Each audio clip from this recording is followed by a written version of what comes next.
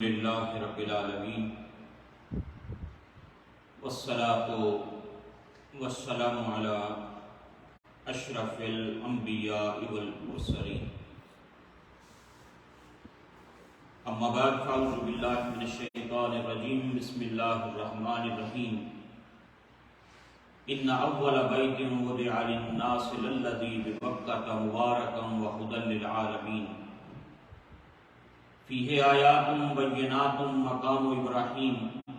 ومن دخلہ کان آمنا وللہ علی الناس حج البیت من استطاع الیہ سبیلا ومن کفر فإن اللہ غنی عن العالمین۔ صدق اللہ العظیم۔ اللہم صلی علی سیدنا مولانا محمد معدن الجود والکرم وآلہ واصحابہ وابنہ الکریم وبارک وسلم۔ حضرات، اللہ رب العزت کی توفیق اور اس کی عنایت سے ہم اللہ کے گھر میں حاضر ہیں، اور جیسا کہ آپ حضرات کے علم میں ہے یہ حج کے مبارک ایام ہیں، اور پوری دنیا سے اس وقت اہل ایمان اہل اسلام جن کے مقدر میں اللہ نے حج کا فریضہ لکھا وہ سفر کر کے دنیا بھر سے اور بیت اللہ شریف کی طرف رواں دواں ہیں۔ اسی مناسبت سے آج کی یہ ہم ویکلی کلاس کرتے ہیں مسائل دین کی، اور اس میں آج کی جو ہماری یہ گفتگو ہے یہ حج کے حوالے سے ہے۔ میں نے سورہ آل عمران کی جو آیت کریمہ تلاوت کرنے کا شرف حاصل کیا، اس میں اللہ رب العزت نے ارشاد فرمایا ان اول بیت وضع للناس للذی ببکۃ مبارکا وہدی للعالمین، کہ بے شک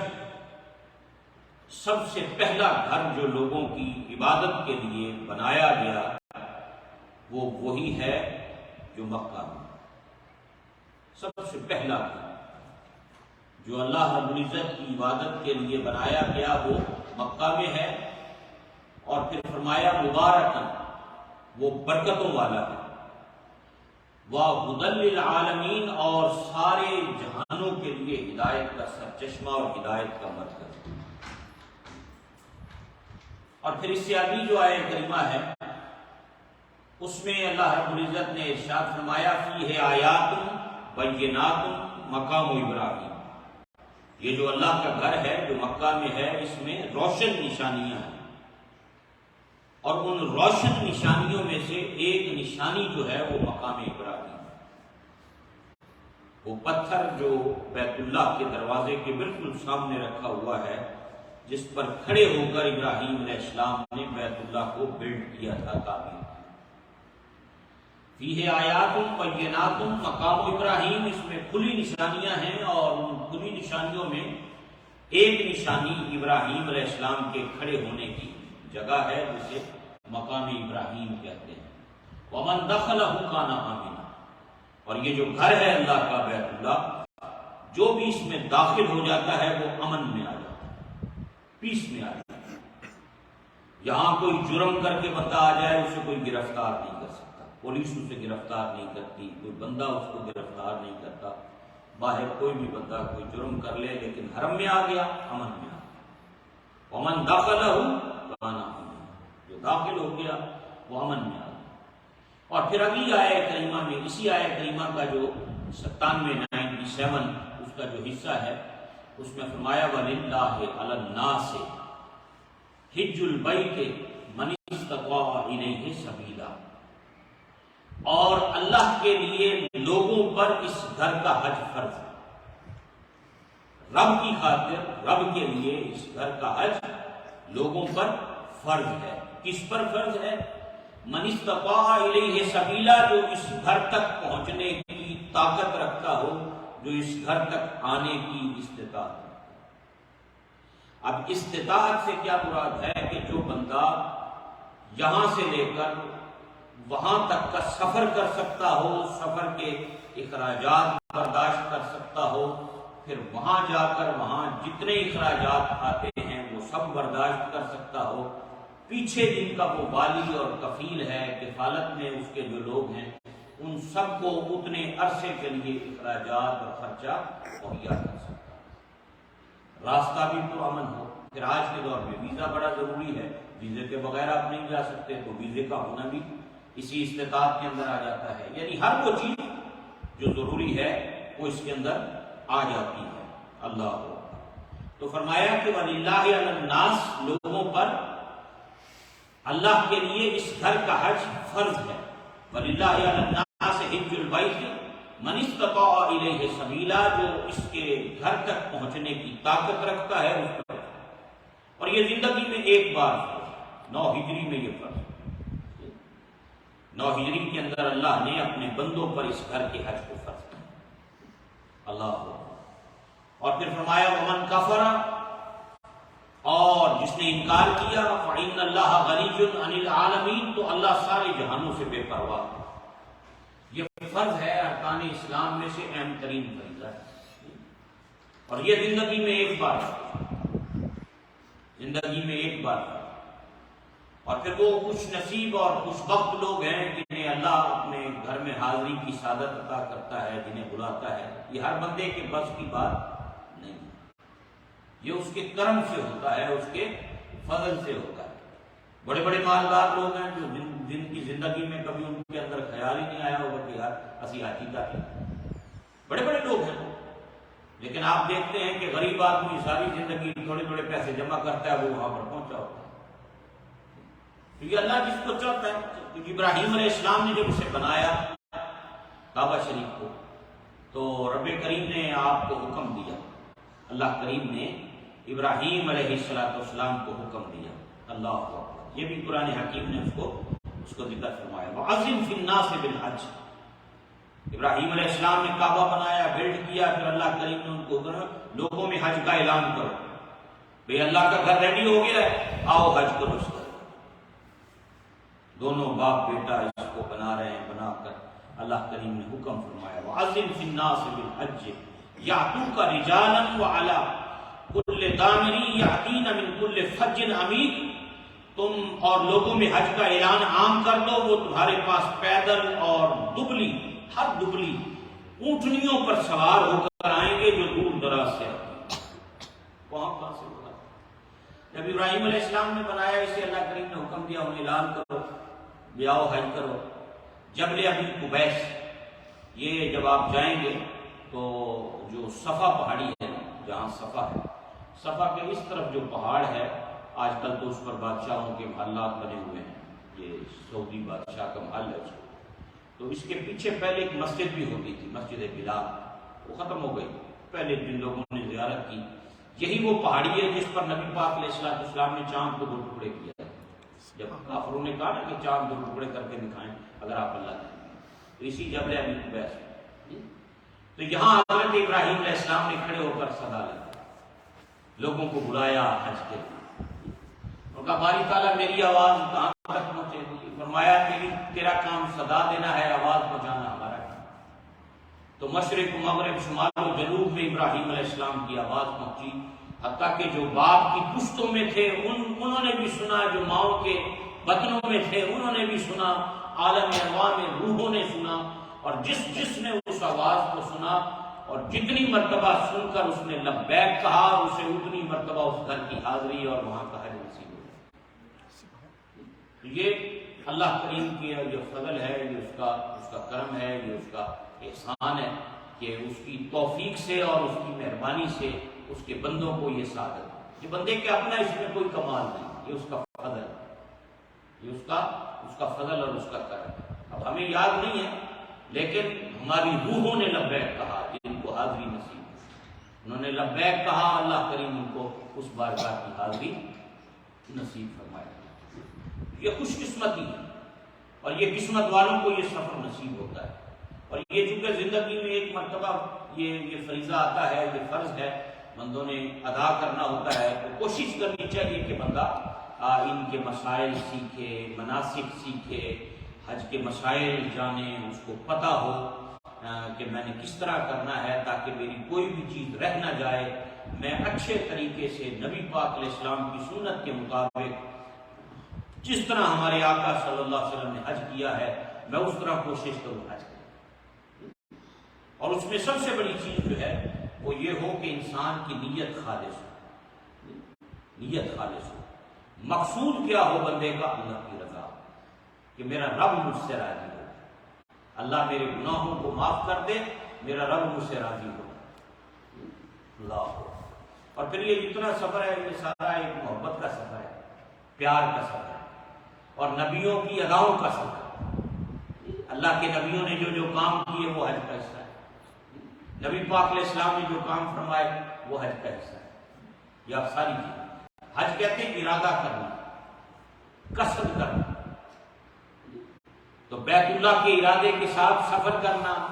اللہ کے گھر کا مینا، مزدلفہ، عرفات کے اندر جا کے مناسک ادا کرنا، یہ سارا ہے۔ تو قرآن حکیم نے اس کا ذکر اللہ رب العزت نے سورہ حج کے اندر فرمایا وَأَذِّن فِي النَّاسِ بِالْحَجِّ يَأْتُوكَ رِجَالًا وَعَلَىٰ كُلِّ ضَامِرٍ يَأْتِينَ مِن كُلِّ فَجٍّ عَمِيقٍ، کہ لوگوں میں حج کا اعلان عام کر دو، وہ تمہارے پاس پیدل بھی آئیں گے، دبلی پتلی اونٹنیوں پر بیٹھ کر بھی آئیں گے، جو دور دراز سے آتی ہیں تاکہ وہ اپنے فوائد پر حاضر ہو جائیں۔ اللہ حضرات، حضور کریم صلی اللہ علیہ وسلم نے حضرت حسن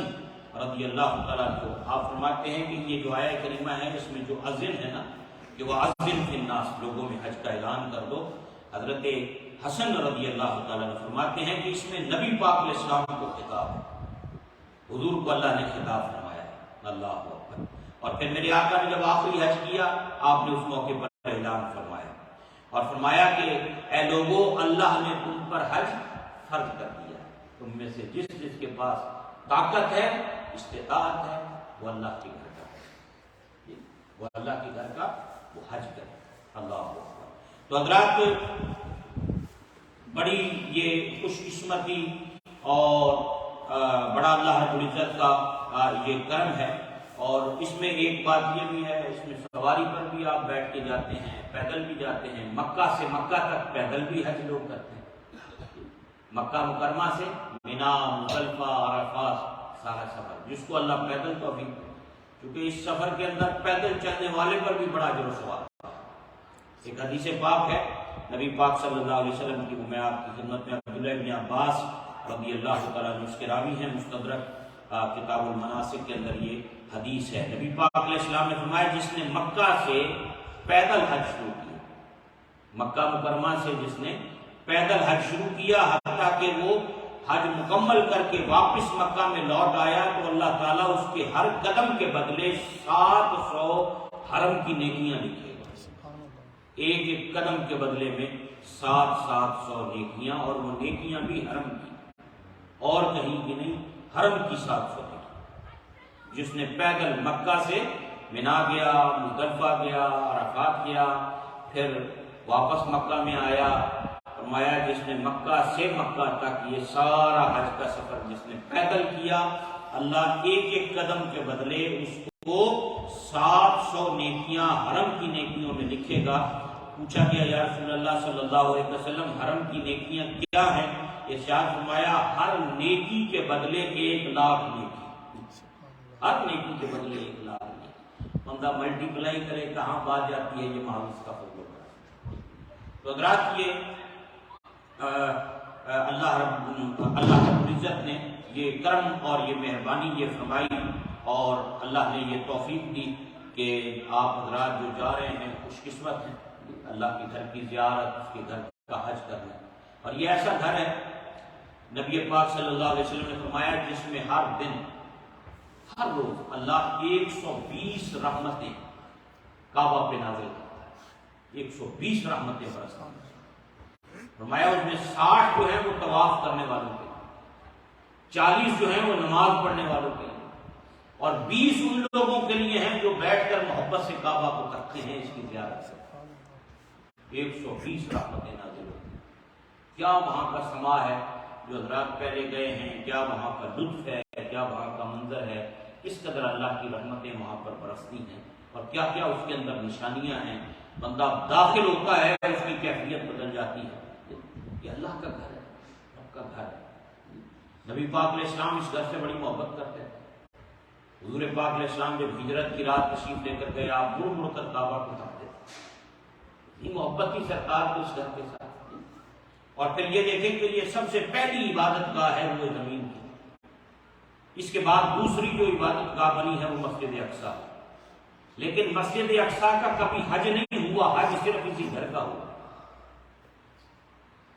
مسجد اقصیٰ کا کبھی حج نہیں ہوا۔ بات ہوگا قبلہ اول، ہمارے یہاں بیت المقدس کو کہتے ہیں قبلہ اول جو عبادت گاہ ہے وہ کعبہ ہی، کیونکہ یہ قرآن حکیم نے واضح طور پہ ان اول بیت وضع للناس، سب سے پہلا گھر اس روئے زمین پر جو عبادت کے لیے بنا ہے وہ وہی ہے جو مکہ میں۔ اس کے 40 سال کے بعد بیت المقدس بنا، سب سے پہلا گھر اللہ کا کعبہ ہی، اور 120 رحمتیں اس میں۔ اور نبی پاک علیہ السلام اتنی محبت کرتے اس گھر کے ساتھ، حضرت ابوبکر صدیق صاحب تھے، وہ مڑ مڑ کے کعبے کو رکھتے تھے، اور جہاں سے کعبہ نظروں سے اوجھل ہوا وہاں حضور نے فرمایا بیت اللہ تیرے رہنے والوں نے مجھے ہجرت پہ مجبور کر دیا، میں جا رہا ہوں، مائیگریٹ ہو رہا ہوں یہاں سے، لیکن میرا دل نہیں چاہتا، اگر یہاں کے رہنے والے مجھے نہ نکالتے، یہ میرے خلاف نہ ہوتے تو میں کبھی بھی نہ جاتا۔ اللہ، یہ برکتوں والی جگہ ہے۔ یہ حرم پورا میلوں میں پھیلا ہوا ہے، ایک ہے مسجد حرام، ایک ہے پورا حرم، اس کو ابراہیم علیہ السلام نے حرم بنایا، یہاں سے لے کر وہاں تک کئی میلوں میں یہ پھیلا ہوا علاقہ ہے حرم، اور پھر اس میں مسجد میں بیت اللہ، اسے ابراہیم علیہ السلام نے حرم بنایا، اور مدینے کو ہمارے آقا صلی اللہ علیہ وسلم نے حرم بنایا۔ ابراہیم علیہ السلام نے مکہ کو، اللہ میں مدینے کو حرم بناتا، اللہ، یہ برکت والی جگہ ہے، اور جنہیں اللہ نے جن کے مقدر میں لکھا ہے وہ اس کی حج کی جو سعادت ہے وہ حاصل کرنے کے لیے جو ہے وہ جا رہے ہیں۔ تو ہمارے جتنے بھی حضرات جو سن رہے ہیں، جو جہاں موجود ہیں، آپ حضرات آپ بھی جا رہے ہیں، یہ ہمارے بھائی عبدالرحمان صاحب، یہ صدیق صاحب، یہ بھی جا رہے ہیں، بھائی جمشید، ان کے ابو اور کیسر بھائی اور ان کی والدہ یہ بھی جا رہے ہیں، کچھ اور یہاں سے ہیڈوفیل سے کچھ اور لوگ یہ بھائی ہمارے یہ نوجوان یہ بھی جا رہے ہیں ماشاءاللہ۔ تو یہ کافی سارے یہاں کی فیملیاں احباب جو ہیں وہ جا رہے ہیں، اللہ تعالیٰ آپ کا سفر مقبول فرمائے۔ اور آج اسی لیے ہم سب یہاں پر جو ہیں وہ جمع ہوئے ہیں، اللہ اکبر۔ میرے آقا کریم علیہ السلام کی ایک حدیث پاک ہے، نبی پاک علیہ السلام کی بارگاہ میں پوچھا گیا سب سے افضل عمل کون سا ہے؟ ابو ہریرہ رضی اللہ تعالیٰ عنہ اس حدیث پاک کے راوی ہیں، بخاری شریف کی حدیث ہے، پوچھا کہ سب سے افضل عمل کون سا ہے؟ فرمایا اللہ اور اس کے رسول پر ایمان لانا، سب سے افضل عمل اللہ اور اس کے رسول پر ایمان لانا۔ پوچھا یا رسول اللہ صلی اللہ علیہ وسلم اس کے بعد کون سا عمل سب سے افضل ہے؟ نبی پاک علیہ السلام نے فرمایا اللہ کی راستے میں جہاد کرنا۔ حضور اس کے بعد کون سا عمل؟ فرمایا اس کے بعد پھر حج مبرور، حج مقبول، وہ سب سے بہترین وہ عمل ہے۔ اللہ، حضور سید عالم صلی اللہ علیہ وسلم نے ارشاد فرمایا، اللہ اکبر۔ اور پھر حضرات حج واجب ہونے کی 8 شرطیں ہیں، اللہ نے حج فرض کر دیا، اب حج فرض ہونے کی، واجب ہونے کی 8 شرائط ہیں، اور وہ 8 شرائط کون کون سی ہیں اختصار کے ساتھ میں آپ حضرات۔ سب سے پہلے اسلام، مسلمان پر حج فرض ہے، کافر پر حج کی جو شرائط ہیں فرض ہونے کی، واجب ہونے کی، اس میں سب سے پہلی چیز اسلام ہے کہ یہ مسلمان پر حج فرض ہے۔ اور اس کے بعد پھر اگر کوئی بندہ دارالحرب میں رہتا ہو، یعنی مسلمان ملک نہ ہو، دارالحرب ہو، اور وہ وہاں پر رہتا ہو، کافروں کے علاقے کے اندر اگر وہ رہتا ہو، تو اسے یہ جاننا بھی ضروری ہے کہ حج جو ہے یہ ارکان اسلام میں سے، اسلام کا اہم رکن ہے۔ اور اسی طرح بالغ پر حج فرض ہے، نابالغ پر فرض ہے، جو بندہ بالغ ہو اس پر فرض ہے، عاقل ہونا، عقل مند، بندہ پاگل نہ ہو، مجنون ہو، پاگل ہو، ذہنی توازن درست نہیں، اس پہ حج فرض نہیں، عقل مند پر حج فرض ہے۔ اسی طرح آزاد ہونا، آج کل تو نہیں ہے وہ کانسیپٹ، پہلے غلام ہوتے تھے لوگ، تو آزاد پر حج فرض ہے۔ تندرست ہونا، بندہ صحت مند ہو، نا بندہ جا ہی نہ سکتا ہو، سفر ہی نہ کر سکتا ہو، تو تندرست آدمی پر حج جو ہے وہ فرض ہو۔ سفر خرچ کا مالک ہو، زیادہ راہ ہو اس کے پاس کہ وہ یہاں سے لے کر وہاں کا سفر کر لے، پچھلے گھر والوں کو خرچہ دے کر جائے، جو اخراجات وہاں پر ہوں وہ اس کے پاس ہو، ان تمام چیزوں کا مالک ہو، سواری پہ قادر ہو۔ تو یہ، اور پھر تیسری بات، آخری بات اس میں یہ ہے کہ حج کا وقت، یعنی یہ جو مہینے ہیں نا تین، شوال کا، ذوالقعدہ کا اور ذوالحجہ کا، یہ 3 مہینے حج کے مہینے، یعنی ان 3 مہینوں میں کوئی بھی بندہ دنیا بھر سے سفر کرنا چاہے وہ حج کی نیت سے جا سکتا ہے۔ یہ 3 حج کے مہینے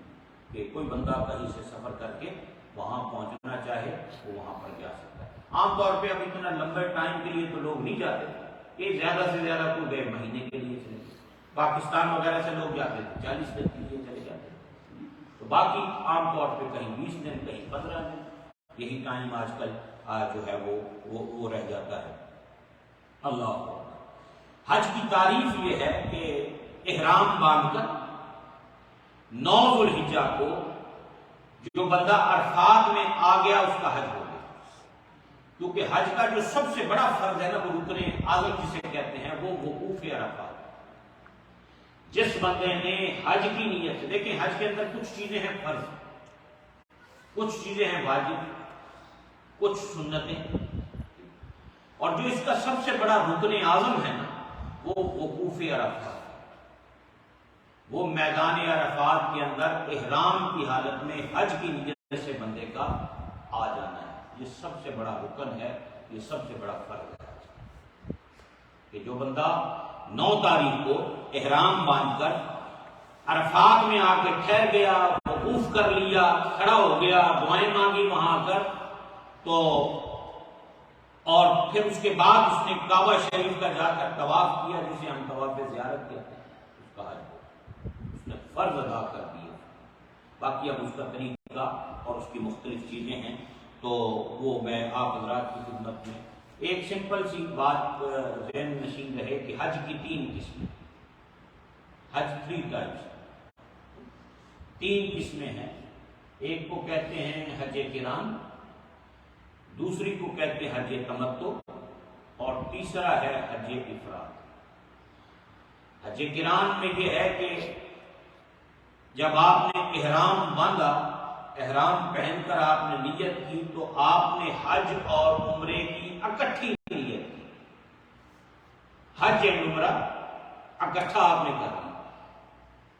آپ نے احرام باندھ لیا۔ اب ایک ہی احرام سے آپ نے عمرہ بھی کرنا ہے پہلے، اور پھر اسی احرام سے آپ نے حج بھی کرنا ہے، یہ افضل ہے سب سے، لیکن اس میں عام لوگوں کے لیے تھوڑی مشکل ہو جاتی ہے۔ اچھا، حج تمتع یہ ہے کہ آپ حج کے مہینے میں سفر کر رہے ہیں، پہلے آپ گئے، آپ نے عمرے کی نیت کی، عمرے کی نیت کر کے احرام باندھا، احرام باندھ کے آپ نے عمرہ کیا، عمرہ کرنے کے بعد آپ نے احرام اتار دیا، اب آپ احرام کی پابندیوں سے آزاد ہو گئے۔ پھر دوبارہ 8 تاریخ کو ذوالحجہ کی دوبارہ حج کی نیت سے احرام آپ نے باندھا اور آپ مینا کی طرف چلے گئے، یہ حج تمتع ہے۔ یعنی پہلے آپ نے نیت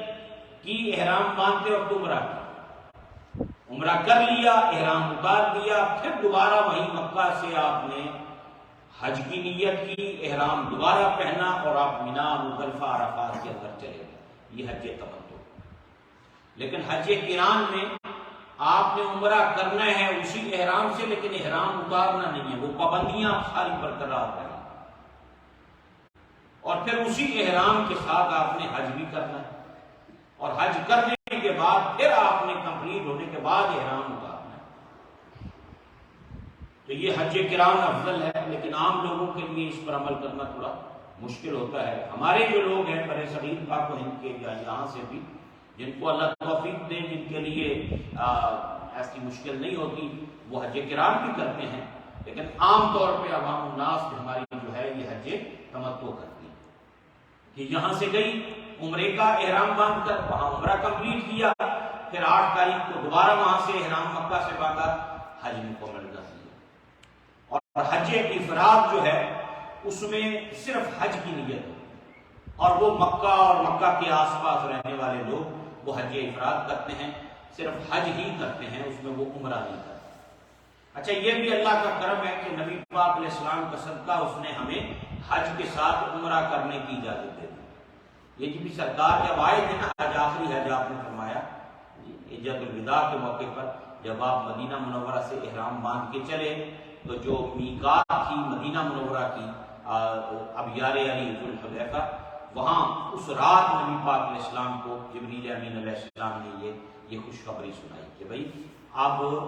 حج کے ساتھ عمرہ بھی کیا جا سکتا ہے، مگر نہ پہلے لوگ حج کے ایام میں عمرہ نہیں کیا کرتے۔ تو حضور کے صدقے قیامت تک امت کو یہ رہنمائی مل گئی اور یہ آسانی مل گئی کہ تسی حج دے نال عمرہ بھی کر سکتے۔ یہ مدینہ منورہ میں یہ حکم نازل ہوا تھا اور وہاں سے یہ اجازت ملی اور آج تک لوگ اس سے فائدہ اٹھاتے ہیں۔ تو حج کرام، حج تمتع اور حج افراد۔ اب آپ لوگ جو حج کر رہے ہیں یہ حج تمتع ہے، کیونکہ آپ نے پہلے چلے جانا ہے، اور بعض اوقات ایسے ہوتا ہے کہ مثلا 8 ذوالحجہ کو حج کے لیے جانا ہے، مینا جانا ہے، 8 کو جاتے ہیں لوگ حج، ٹھیک ہے، آپ یہاں سے سفر کر کے گئے ہیں مثلا 7 تاریخ کو، اور 8 کی صبح ہی آپ مکہ مکرمہ آپ نے پہنچنا ہے، تو پھر اگر جاتے ہوئے اگر آپ حج کرام کی نیت کر لیں تو پھر اس میں کوئی لمبے دن نہیں ہوتے کہ احرام کی پابندیوں میں بندے کو رہنا پڑتا ہے، تو پھر یہاں سے بندہ اس نیت سے چلا گیا اور آگے اگلے دن اس نے مینا چلے جانا ہے تو مینا چلے جائے گا، تو باقی تو دن وہی ہے نا احرام کے 10 تاریخ تک، پھر 10 تاریخ تک پابندی رہے گی۔ تو یہ 3 اس کی قسمیں جو ہیں وہ میں آپ حضرات کی خدمت کے اندر جو ہے وہ عرض کر دی ہیں۔ تو حج افراد سے مراد یہ ہے کہ حاجی جو ہے وہ حج کے مہینے میں صرف حج کرے۔ ان میں سب سے افضل جو ہے وہ حج قران ہے، پھر حج تمتع ہے، پھر حج افراد۔ تو یہ آپ حضرات کو ذہن نشین رکھیں گے۔ اور حج اکبر، بعض دفعہ یہ لفظ بھی آپ سنتے ہیں کہ حج اکبر، تو اس کے بارے میں فقہا کے مختلف اقوال ہیں۔ تو مشہور قول یہ ہے کہ نبی پاک علیہ السلام نے جس دن حج کیا تھا آپ اسے حج اکبر کہتے ہیں، اور چونکہ وہ حج جمعہ کے دن آیا تھا تو اس وجہ سے آج کل بھی اب کبھی جمعہ کے دن اگر حج آ جائے تو لوگ کہتے ہیں حج اکبر، وہ اس وجہ سے کہ نبی پاک علیہ السلام نے جس دن حج کیا وہ جمعہ کا دن، تو حضور نے جمعہ کے دن فرمایا، تو علماء حضور کریم علیہ السلام کے اس حج کو حج اکبر کہتے ہیں۔ اور پھر وہ جمعہ آ گیا تھا تو آج جمعے کے دن کبھی حج آ جائے تو اسے کہتے ہیں کہ حج اکبر ہی ہو گئی، کیونکہ جمعہ کے دن آ گیا، ڈبل برکتیں ہو گئی، ایک جمعہ کی برکت بھی مل گئی، ایک حج کی برکت بھی مل گئی، تو یہ ڈبل برکتیں اس کے اندر جو ہیں وہ جمع ہو جاتی ہیں۔ باقی آپ حضرات جب یہاں سے سفر کریں گے تو اس کے اندر اچھی اچھی نیتیں اور اپنے ذہن کے اندر آپ یہ اللہ کی محبت، اس کی معرفت، گناہوں کی معافی، استغفار، یہ چیزیں بندے کے پیش نظر، یعنی یہ کوئی فخر کے لیے نہیں ہے یہ سفر، بلکہ یہ تو اپنے گناہوں کی معافی مانگنے کا سفر۔ ہمارے ایک بزرگ تھے، میں ان سے ملا تو وہ جا رہے تھے حج پر، تو ان کو ہاتھ ڈالنے لگے تو وہ آگے سے رونے لگ گئے، تو وہ کہنے لگے کہ مجرموں کے گلوں میں ہار نہیں ڈالے جاتے، تو میں مجرم ہوں، میں رب سے معافی مانگنے جا رہا ہوں، تجھے میرے گلے چار پا رہے ہوئے میں آج سے چلا، میں تو اللہ کو منانے جا رہا ہوں، معافی مانگنے جا رہا ہوں کہ وہ مجھے معاف کر دے، میری غلطیوں کو معاف کر دے، میرے گناہوں کو معاف کر دے۔ تو یہ جو سفر ہے حضرات، یہ رب سے مانگنے کا سفر ہے، منانے کا سفر ہے، گناہوں کی معافی، بخشش مانگنے کا سفر ہے۔ تو اس کے اندر بندے کی نیت یہ رہے کہ میں اپنے رب کو اپنے گناہوں کی معافی اور مانگنا واسطے۔ اور باقی آپ جب سفر کریں گے ماشاءاللہ اس میں یہ ہے کہ جانے سے پہلے اگر کسی کے ساتھ کوئی ناراضگی ہے، ناچاکی ہے، کسی کے ساتھ بول چال بند ہے، بندہ ایک دوسرے کے ساتھ جو ہے وہ طے کر لے، معاملہ آپس میں کلیئر کر لے کہ بھائی میں آہستہ چلنا، زندگی موت کا کوئی پتہ نہیں، ملاقات ہوئے نہ ہوئے، تو کوئی میری تمہاری اونچ نیچ ہے تو اللہ کے لیے مجھے معاف کر، میں بھی معاف کرتا ہوں، تم بھی مجھے معاف کر۔ تو بندہ اپنے قصور، غلطیاں، کوتاہیاں لوگوں سے وہ معاف کروا لے، اور ویسے بھی ہمیں عادت بنانی چاہیے ایک دوسرے کو معاف کرنے کی، اور اللہ تعالیٰ کے نبی صلی اللہ علیہ وسلم نے اسی بات کی ہمیں تعلیم دی ہے۔ اور آپ سفر شروع کریں، اس میں دو چیزوں کی انتہائی ضرورت جو ہے وہ اس سفر میں رہتی ہے، ایک تو احرام کی چادریں ہیں، اور دوسرا احرام کی چادریں دو بغیر سلی ہوئی چادریں، وہ حاجی اس کو عمرہ اور اس کے لیے حج کے لیے اس کو استعمال کرتے ہیں۔ تو دو چادریں آپ نے لینی ہیں، اگر ایک دو ایکسٹرا ساتھ رکھ لیں تو بعض اوقات تو ایک چادر اگر گندی ہو جائے، کوئی چھینٹے پڑ جائیں، کوئی کیچڑ لگ جائے، کوئی میلی ہو جائے، تو فوراً دوسری نکال کے بندہ اس کو یوز کر سکتا ہے۔ ہوائی چپل ہے، یہ جو آپ کے پاؤں کی یہ ابھری ہوئی ہڈی ہے، یعنی یہ جو حصہ ہے پاؤں کا ابھرا ہوا، یہ ننگا ہونا چاہیے۔ اور اس میں سب سے بہترین ہوائی چپل جسے ہم کہتے ہیں کینچی چپل کہتے ہیں، لیکن کینچی چپل بھی ذرا گڈ کوالٹی کی ہو، یہ نہ ہو رستے چھٹی پی ہو۔ ایسے جڑیاں عام طور پہ سینسبری میں یا پرائماری ادھر ملتی ہیں وہ بالکل نہیں، وہ تو تھوڑا جہا پتہ چلے تو فارغ ہو جاتی ہے۔ تو یہ اس چیز کی احتیاط جو ہے وہ اچھی کوالٹی کی چپل ہونی چاہیے۔ ہوائی چپل، کینچی چپل بھی ہم اپنی زبان میں اسے کہتے ہیں کہ اچھی کوالٹی کے لیے بندہ جو سافٹ بھی ہو، تھوڑی چلنے میں تکلیف بھی نہ ہو، اور پہلے جب خریدی جائے تو ایک دو دن اسے پہن کے یہاں پر پریکٹس کر لی جائے کہ چلنے میں مجھے کم از کم یہ پاؤں کو زخمی نہ کرے۔ بعض دفعہ نئی چپلیں پاؤں کو کچھ اس قسم کی جس کی بناوٹ ہوتی ہے پاؤں بھی زخمی ہو جاتے ہیں، تو یہ ساری چیزیں اس کے اندر دیکھ لی جائیں۔ تو اسی طرح حضرات جب بندہ گھر سے چلے اور گھر سے جانے سے پہلے وہ اللہ کی بارگاہ میں دعا کرے، نوافل پڑھ لے سفر کے اور سفر کی خیریت کے لیے۔ اور اسی طرح اب آج کل چونکہ ہم ایئرپورٹ سے جا کر ہمارے ہاں عام طور پہ احرام باندھے جاتے ہیں، اگر یہاں سے ڈائریکٹ فلائٹ جا رہی ہے تب، یا راستے میں کسی جگہ سٹے ہے اور وہاں سے فلائٹ چینج کرنی ہے تو پھر راستے میں احرام باندھا جا سکتا ہے اگر 2-3 گھنٹے مل جائیں۔ جہازوں کے اندر باندھنا انتہائی مشکل کام ہے، اور آج کل جتنے چھوٹے چھوٹے ٹوائلٹس ہیں اس کے اندر الٹا ان چادروں کو جو ہے ادھر ادھر سے کوئی چیز لگنے کا اندیشہ بھی رہتا ہے۔ تو سعودی ایئر لائن کے اندر تو ایک الگ سے پیچھے وہ بنا ہوتا تھا، کیبن ہوتا تھا، آج کل تو پتہ نہیں ہے یا نہیں ہے، تو اس کیبن کے اندر بھی لوگ احرام کی چادریں جو ہے وہ باندھ لیتے تھے۔ جسم سے غیر ضروری بالوں کو صاف کر لیا جائے، ناخن تراش لیے جائیں، غسل کر لیا جائے گھر سے، اور پھر احرام جو ہے ایئرپورٹ پہ جا کر آپ اس کو وہ باندھ سکتے ہیں۔ تو احرام کی آج بس ذہن سے نکل گیا، ورنہ 2 چادریں بھی منگوا لیتے ہم تو تھوڑا سا اس کو بھی اس کو دکھایا جا سکتا تھا۔ تو اس حوالے سے تو اب حج تمتع اگر کرنا ہو تو آپ گھر سے چلے ہیں اور احرام آپ نے باندھنا ہے۔ احرام راستے میں بھی باندھا جا سکتا ہے، اور نبی پاک صلی اللہ علیہ وسلم نے حضور کریم صلی اللہ علیہ وسلم نے اپنے احرام باندھنے کے لیے دنیا سے آنے والے، مختلف جگہوں سے آنے والے لوگوں کے لیے میقات کی نشاندہی بھی فرمائی۔ میقات کہتے ہیں اس جگہ کو کہ جس جگہ سے پہلے آپ کو احرام باندھنا ہوتا ہے، احرام کے بغیر آپ اس جگہ سے آگے کراس نہیں کر سکتے، وہ لمٹس ہیں چاروں طرف مختلف جگہوں پر۔ اور یہ لملم عام طور پہ جو پاکستان، یمن اور ان علاقوں سے جو لوگ حج جاتے ہیں ان کے لیے وہ جگہ ہے۔ اور آج کل یہ سہولت موجود ہے کہ جب آپ جہازوں میں ہوتے ہیں تو جہاز والے اعلان کرتے ہیں کہ اس وقت ہم 1 گھنٹہ رہ گیا ہے، میقات سے گزرنے والے ہیں، جن حضرات نے احرام باندھنا ہے وہ اپنے احرام باندھ لیں۔ لیکن اس میں سب سے بہترین آسان طریقہ یہ ہے کہ بندہ اپنے ایئرپورٹ سے باندھ لے۔ اگر اب آج کل تھوڑا سا اس میں مختلف ہیں صورتیں تو وہ آپ اس کو کر سکتے ہیں۔ تو یہ اب اگر حج تمتع ہے تو اس کے اندر سب سے پہلے آپ نے اپنے گھر سے روانگی کرنی ہے۔ گھر سے روانہ ہونے کے بعد آپ نے میقات سے پہلے عمرے کی نیت سے احرام باندھنا ہے سب سے پہلے۔ مکہ فرسٹ جب مدینہ شریف پہ لے جانے سے نہیں اب میرا خیال ہے دن سارے مکہ میں پہلے جائیں گے، ہاں کیونکہ دن تھوڑے ہوں گے، اور میرے خیال مدینہ منورہ پہلے شاید لوگ نہ اتنے جائیں گے. ہاں تسی بھی پہلے مکہ شریف جانا، پہلے عمرہ کرنا. ہاں جی مکہ جائیں گے سارے پہلے. تو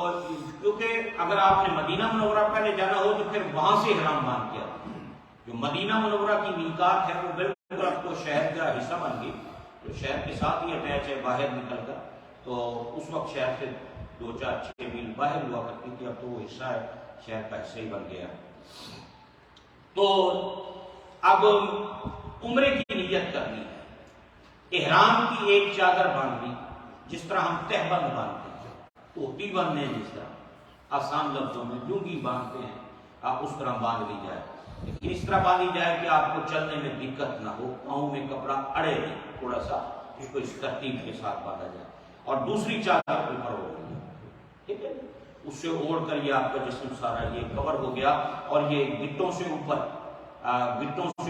آپ نے وہ ناف پر اس کو باندھ لیا اور گٹوں تک آپ نے اس کو چھوڑ دیا. اور اس میں یہ کوشش کی جائے، بعض اوقات حجاج کرام دیکھنے میں آتا ہے کہ خواتین بھی ہوتی ہیں، بچیاں بھی ہوتی ہیں، اور وہاں سفر میں اور ادھر ادھر وہ چادریں پوری کسی نے گالے چھپائی ہوئی ہے، پورے وہ جسم اوپر سارا نظر آ رہا ہوتا ہے، بلکہ اس کو کور کر کے بندہ رکھے. چادر پتلی ہوتی ہے، لٹھے دی ہوتی ہے، کوئی ریٹ مسئلہ نہیں ہوتا، اس کو کور کر کے آپ اس کو وہ رکھے. اور اس میں پھر جب آپ نے نیت کرنی ہے تو اگر آپ کو ایئرپورٹ پہ موقع ملتا ہے 2 رکعت نماز آپ پڑھیں، اور نماز پڑھنے کے بعد پھر آپ وہاں پر نیت کریں. اور جب نیت کریں گے تو سر ڈھانپا ہوا نہ ہو. البتہ جب آپ نوافل پڑھ رہے ہیں تو آپ سر ڈھانپ کے نفل اسی چادر سے پڑھ لیں، لیکن سلام پھیرتے ہی اس کو اتار دیں سر سے.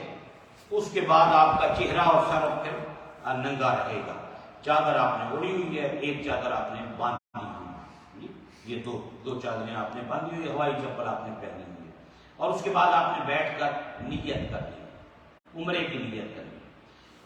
نیت آپ 2-3 جگہوں پہ کریں. ایک آپ نے احرام باندھ کر عمرے کی نیت کی، پھر آپ نے طواف کی نیت کرنی ہے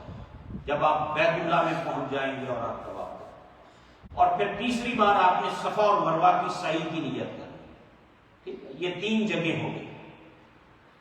احرام باندھ کر عمرے کی نیت،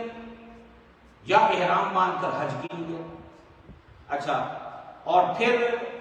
طواف کی نیت، صفا مروہ کی سعی کی نیت.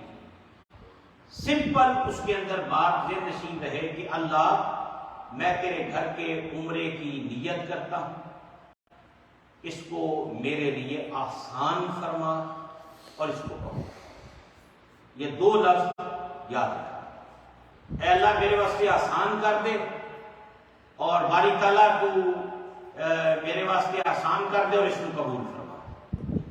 تو یہ آپ اس طرح آپ اس کو کر سکتے ہیں. یہ 2 باتیں ذہن نشین رکھنی ہیں. ٹھیک ہے، پہلی چیز ہے قبول فرما. اگر آپ کے پاس یہ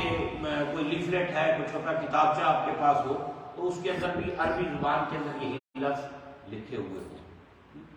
تو 2 لفظ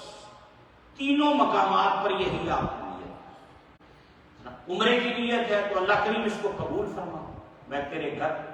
کی عمرے کی نیت کر رہا ہوں، قبول بھی فرما، آسان بھی فرما. اسی طرح طواف کی نیت کرتے ہوئے بھی ہم نے جب طواف کعبہ کا شروع کرنا ہے اس وقت بھی یہی نیت کرنی ہے، اللہ قبول بھی فرما کہ آسان بھی فرما. یہی نیت صفا مروہ پہ کرنی ہے، اللہ کریم میں صفا مروہ کی سعی کی نیت کرتا ہوں، اسے قبول بھی فرما، اسے آسان بھی. یہ سمپل آسان لفظوں کے اندر یہ آپ حضرات کے ذہن میں یہ بات وہ رہے. اور پھر جب آپ یہاں سے پہنچیں گے احرام باندھ کر عمرہ کی نیت کر کے، اور پھر کچھ چیزوں کی پابندیاں آپ پہ لازم ہوں. ہم کسی وال اپنا نہیں توڑ سکتے، خوشبو والی کوئی چیز استعمال نہیں کر سکتے، پرفیوم یوز نہیں کر سکتے، عطر نہیں لا سکتے، خوشبو والا صابن نہیں یوز کر سکتے، خوشبو والا ٹیشو پیپر نہیں یوز کر سکتے. جہازوں کے وچ عام طور پہ وہ کھانے کے ٹائم پہ وہ گیلا ویٹ ٹیشو جو دیتے ہیں اس میں خوشبو ہوتی ہے، تو وہ آپ نہیں اس میں استعمال کر سکتے. اپنا کوئی آپ سادی کوئی چیز رکھ سکتے ہیں ساتھ، آپ اس کو یا پانی سے جا کر آپ ٹوائلٹ کے اندر اس کو دھو سکتے ہیں. خوشبو والی چیز جوں نہیں مار سکتے. آپ کوئی اور جانور حشرات اس سے مارنے سے پرہیز کریں.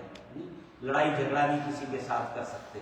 کیونکہ اب پابندیاں احرام کی آپ پر کچھ چیزیں لازم ہو گئی. کسی کو گالی نہیں دے سکتے، کسی کو دھکا نہیں دے سکتے، کسی کو برا بھلا نہیں کہہ سکتے، چغلی غیبت نہیں کسی کی کر سکتے. بندہ اپنا ذکر اذکار کرتا ہے. جب نیت کرے گا عمرہ کی اور اس کے بعد بلند آواز سے تلبیہ پڑھے گا 3 مرتبہ بلند، لبیک اللہم لبیک لبیک لا شریک لک ان الحمد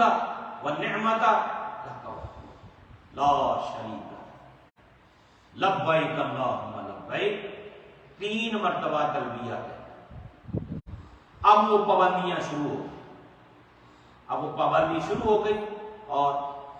کوشش یہ کریں کہ اگر آپ یہیں سے آپ کی ڈائریکٹ فلائٹ ہے تو ایئرپورٹ سے احرام باندھ کر نیت کریں. ہاں ڈائریکٹ ہے تو اتنے ایئرپورٹ دے اتوں احرام بن لے جائے مانچسٹر کو یا جتوں بھی ہے وہیں سے نیت کر کے احرام باندھ لیا جائے. اور اپنے سچوں کے جہاز کے اندر بندہ تھکا ہوا ہوتا ہے،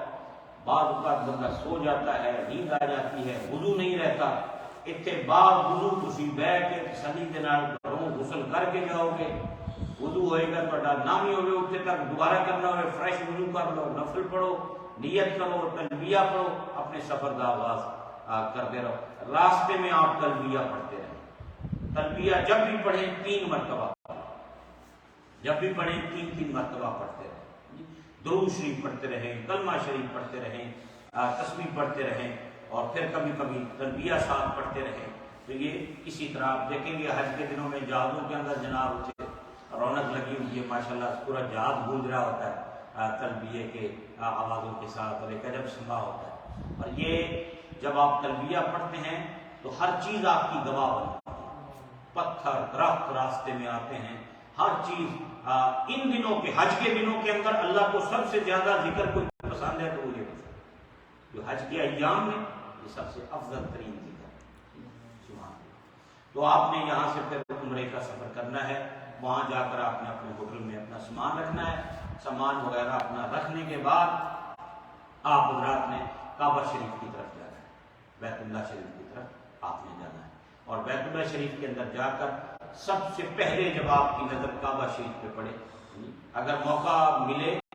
تو باب السلام سے داخل ہونا یہ نبی پاک علیہ السلام کی سنت ہے، ورنہ جہاں سے مرضی داخل ہو جس دروازے سے. کیونکہ اب ہوٹل مختلف جگہوں پہ ہوتے ہیں، کوئی پتہ نہیں ہوتا عام نئے بندے کو کہ کس طرف جانا ہے. یہ صفا اور مروہ کے درمیان میں باب السلام، نبی پاک علیہ السلام جب بھی آتے تھے باب السلام سے انٹر ہوتے تھے. تو اگر موقع ملے تو اللہ توفیق دے تو بندہ اس سائڈ سے بھی داخل ہو جائے، ورنہ جہاں سے بھی آپ داخل ہو جائیں جب کعبہ شریف پہ پہلی نظر پڑے بندہ وہیں رک کے دعا کرے، گڑ گڑا کر اللہ کی بارگاہ میں دعا کرے کہ باری تعالیٰ تیرا کرم تیری مہربانی. کیونکہ بیت اللہ پہ نظر پڑتے وقت جب دعا ہوتی ہے تو اللہ دعاؤں کو قبول فرماتا ہے، دعائیں قبول ہوتی ہیں. اور اس کے بعد پھر آپ نے جا کر سب سے پہلا جو کام کرنا ہے عمرہ کرنا ہے. تو عمرے میں سب سے پہلے آپ نے کعبہ شریف کے 7 چکر کمپلیٹ کرنے، طواف اسے کہتے ہیں، وہ آپ نے کمپلیٹ کرنا 7 چکر. اور اس کا آغاز حجر اسود کے کارنر سے ہو، حجر اسود والے کارنر سے آپ نے آغاز کرنا ہے. اس کے سامنے بالکل کھڑے ہونا ہے آپ نے، یہ دونوں ہاتھ اس طرح اٹھانے ہیں اور پھر نیت کرنی ہے. پہلے اللہ میں تیرے گھر کے طواف کی نیت کرتا ہوں، قبول بھی فرما آسان بھی فرما. میں تیرے گھر کے طواف کی نیت کرتا ہوں، قبول بھی فرما آسان بھی فرما. میں تیرے گھر کے عمرے کی نیت سے آیا ہوں، اللہ اس سفر کو قبول فرما لے، میرے لیے آسان بھی فرما. اور پھر اس کے سامنے آپ نے اس کا استعلام کرنا ہے. استعلام کہتے ہیں کہ جس طرح یہ ہاتھ اٹھاتے ہیں نماز کے لیے، اسی طرح ہاتھ اٹھا کر گویا یہ ہاتھ ہم اس کے اوپر رکھ رہے ہیں. بسم اللہ اللہ اکبر والصلاۃ والسلام علی رسول اللہ. یا اللہم صلی علی، جو آپ کو درود شریف بسم اللہ ہے اللہ اکبر کہہ کے گویا آپ نے ہاتھ اس پہ رکھے، اس کے بعد اپنے ہاتھوں کو چوما، گویا یہ استعلام سلام کرنا، کہ چونکہ بیت اللہ کا جو طواف ہے 7 چکر، ہر چکر کا آغاز بیت اللہ کے وہ حجر اسود کے استعلام سے ہوگا، یہ جس کارنر پہ لگا ہوا ہے اسی سے طواف کا چکر شروع ہوگا، اسی حجر اسود کے کارنر پہ آ کے ایک طواف کمپلیٹ ہوگا۔ ادھر لگا ہوا ہے، یہاں آپ سامنے کھڑے ہوئے اور آپ کا رخ ہے بسم اللہ اللہ اکبر والحمدللہ یا والصلاۃ والسلام علی رسول اللہ، آپ نے ہاتھ چومے، اب آپ سیدھے ہو گئے، یہ کعبہ شریف آپ کے لیفٹ سائڈ پہ ہو گیا، اب ادھر ادھر نہیں دیکھنا، سامنے دیکھنا ہے اور نہ آسمان کی طرف دیکھنا ہے، اور اپنا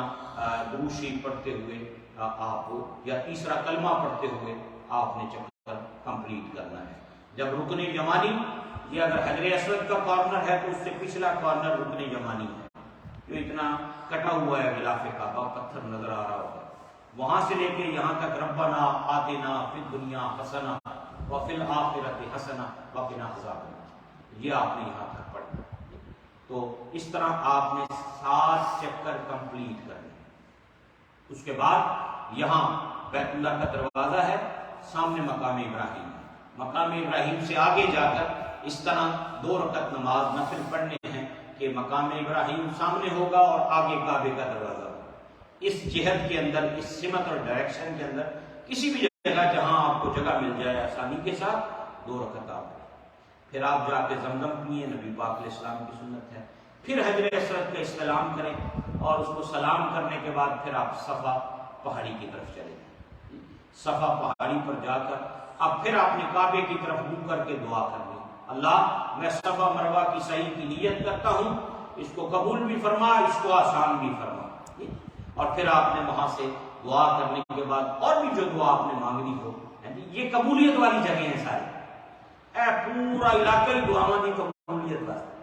اور اسی جانا بھی دعاؤں واسطے ہی، جگہ جگہ پہ دعائیں مانگنی ہیں اللہ کی بارگاہ میں، جہاں جہاں، لیکن یہ بھی سرکار کا طریقے تھے، جتنے نبی پاک نے دعا کی تھی اسی دعا کرنا ہے، جتنے حضور کھلو گئے اتنے کھلو جاؤں گے، جتنے نبی پاک بیٹھے نہیں اتنے بیٹھے گئے، جہاں حضور نے نمازیں پڑھی نمازیں پڑھیں گے، یہ محبوب کی ادائیں۔ اور پھر یہ صفا مروہ، یہ تو حضرت حاجرہ کی سنت ہے، حضرت حاجرہ دوڑی تھی، اللہ نے قیامت تک حاجیوں پہ لازم کر دیا، وہ پانی کی تلاش میں دوڑی تھی نبی کی ماں، اور آج حاجی اسی حضرت حاجرہ کی سنت کو ادا کرتے، جہاں وہ تیز دوڑی تھی وہاں حاجی تیز دوڑیں گے، جتنے وہ سلو چلی ہیں اتنے حاجی سلو چلیں گے،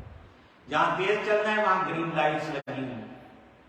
ٹھیک ہے نا، وہاں وہ تیز چلی تھی، یہ وہ ڈاؤن کی جگہ،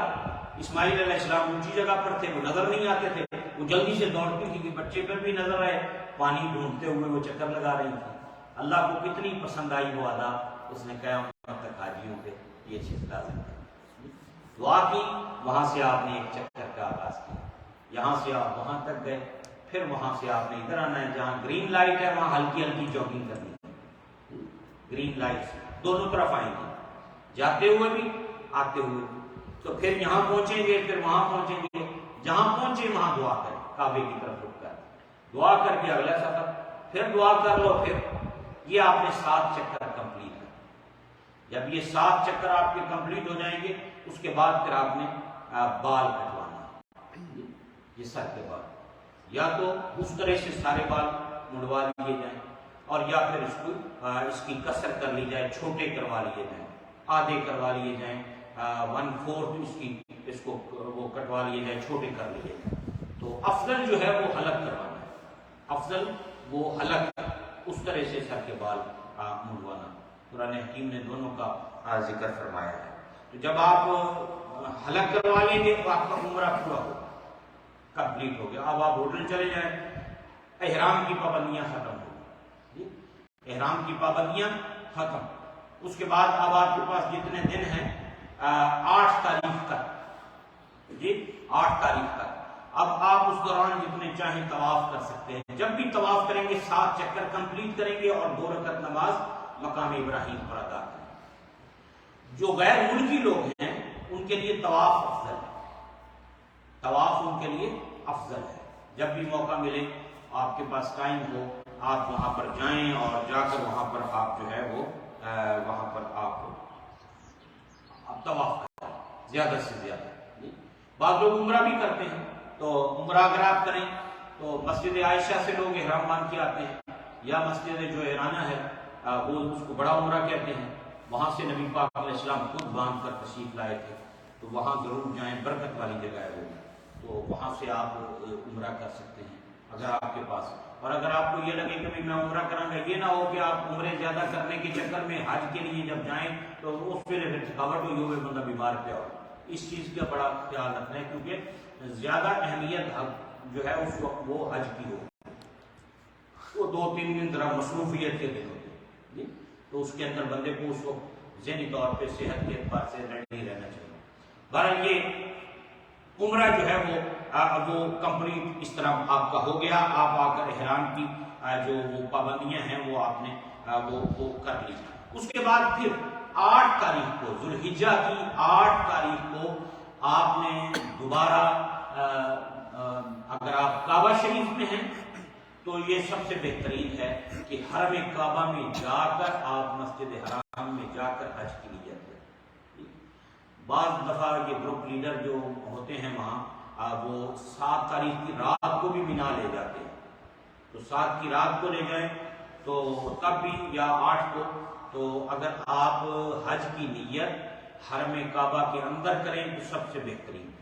ورنہ آپ جہاں بھی ہیں وہاں سے پھر آپ حج کی نیت کر سکتے ہیں، احرام پہنیں گے، غسل کریں گے، نوافل ادا کریں گے، اور اگر چانس ہے تو حرم کعبہ میں آپ نوافل پڑھیں، نوافل پڑھ کے وہیں بیٹھ کر نیت کریں، اللہ میں تیرے گھر کے حج کی نیت کرتا ہوں، الہی اسے قبول بھی فرما، آسان بھی فرما، رحمتیں برکتیں بھی مجھے نصیب کرنا۔ تو وہیں سے آپ نیت کر کے اور پھر تلبیہ بلند آواز سے 3 مرتبہ آپ نے پڑھنا ہے۔ اب آپ کے مناسک کے حج کا آغاز جو ہے وہ ہو گیا۔ اب آپ وہاں سے پھر مینا جائیں، جو آپ کے کیمپس ہوں گے وہ آپ کے گروپ لیڈر آپ کو آپ کے کیمپوں کے اندر لے کر جائیں گے۔ 8 تاریخ کو ظہر کی نماز آپ نے مینا میں پڑھنی ہے، 5 نمازیں آپ نے مینا میں ادا کرنی ہیں، ظہر، عصر، مغرب، عشاء اور فجر۔ 9 کی فجر وہ وہاں پڑھنی ہے، یہ 5 نمازیں آپ نے، اتنے اور کوئی کام کوئی نہیں، صرف نمازیں ہی پڑھنی ہیں، کھانا کھانا کھا لو گے، نمازیں پڑھ لو گے، باقی اپنے اپنے کیمپوں میں بیٹھ کے ذکر اذکار کریں، درود شریف پڑھتے رہیں، تلبیہ پڑھتے رہیں، کلمہ شریف پڑھتے رہیں، قرآن مجید پڑھتے رہیں، یعنی کوشش کریں، آرام بھی کریں، لیکن جو وقت ملے وہ ذکر خدا کے اندر ہو، ادھر ادھر کی گپ شپ نہ ہو، گپے نہ ماری جائیں، کسی کی چغلی غیبت نہ ہوئے اور کسی کو برا بھلا نہ کہے، بلکہ جو وقت وہ جو چند دن ہیں اللہ کے ذکر دعائیں مانگتے ہوئے، یہ مینا قبولیت والی جگہ ہے، اللہ کی رحمتیں برس رہی ہوتی ہیں نا، کیونکہ لاکھوں حجاج فرشتے اللہ کی رحمتیں برس رہے ہیں۔ 9 کو پر صبح آپ نے جانا ہے حج کا وقوف عرفات کے لیے، حج کا رکن اعظم ادا کرنا ہے 9 کی صبح، فجر پڑھ لیں گے، آپ ناشتہ کر لیں گے، گاڑیاں آ جائیں گی، آپ کو وہ عرفات کی طرف لے جائیں گے، جو میدان عرفات ہے اس میں پھر سب لوگوں نے جمع ہونا ہے، اور وہاں جا کر پھر جو رکن اعظم ہے وہ وہاں کا ادا کرنا۔ وہاں آپ جس کیمپ میں ہوں گے یقیناً بیت اللہ شریف کی طرف آپ کھڑے ہوں گے رک کر کے اور دعا کریں اللہ کی بارگاہ۔ نبی پاک علیہ السلام نے